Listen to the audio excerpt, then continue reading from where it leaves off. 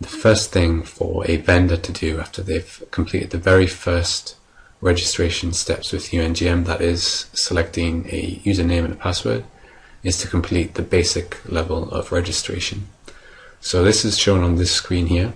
It's a 7-step process. Each step is in a tab along the top here, and you can see that all of these tabs are red at the moment because I have not filled in any information.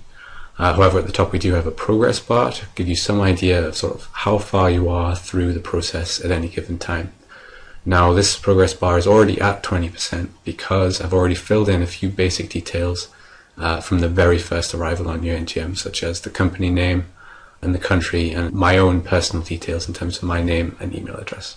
So when I want to fill out the registration, typically I would go from left to right. However, I'm free to do it in any order I like. I can move through the tabs, but for now I'll start with the first tab, which is just a few pieces of general information about the company name, the type.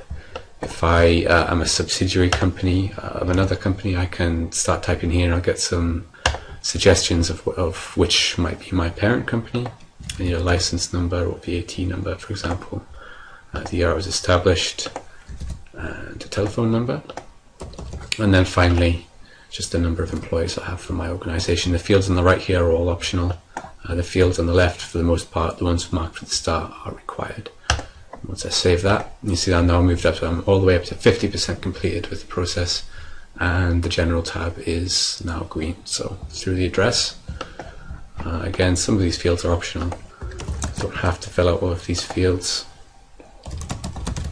I'll just fill out the required ones, and again save that tab, which moves me to the next tab. I'm now 60% through. So the countries or area tab is where I decide if I'm interested in supplying or doing business only in my own country, or whether I'm willing to do business in other countries, international supplier.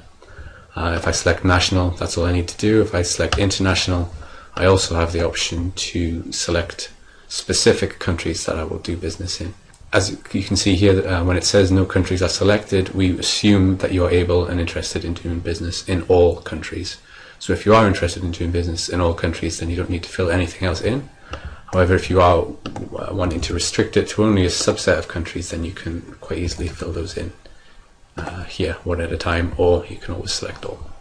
So that's the countries and areas completed, and I'll move on to the contacts. Every UNGM vendor to complete basic registration must have at least one contact with a full amount of information. Now, this is the information I've supplied already in the very first steps of registration when I first arrived at UNGM, but I just need to fill out a couple of more fields to make that complete, just to provide the minimum information we require for a person in UNGM.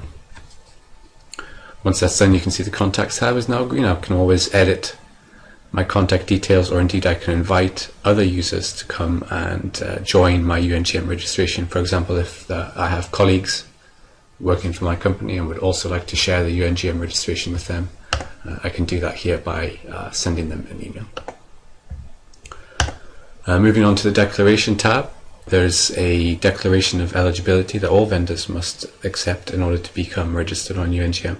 So what I'm going to do here is agree and accept to this declaration. If I don't agree to it, I can also add details here of why that might be that I wouldn't agree to it.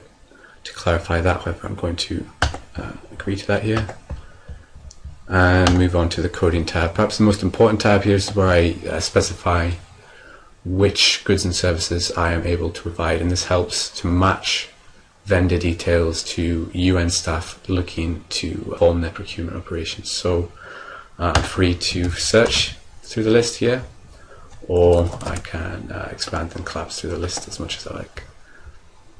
So I'm just going to select a few of these codes, and after I do this, I save those selected codes.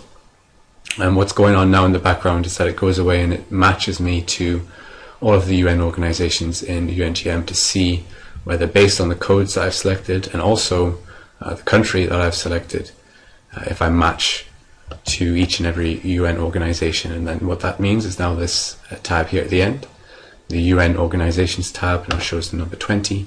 This means that I've matched to 20 different UN organizations, and the details of them are shown here. I'm also shown the UN organizations which do not match my profile, for my information.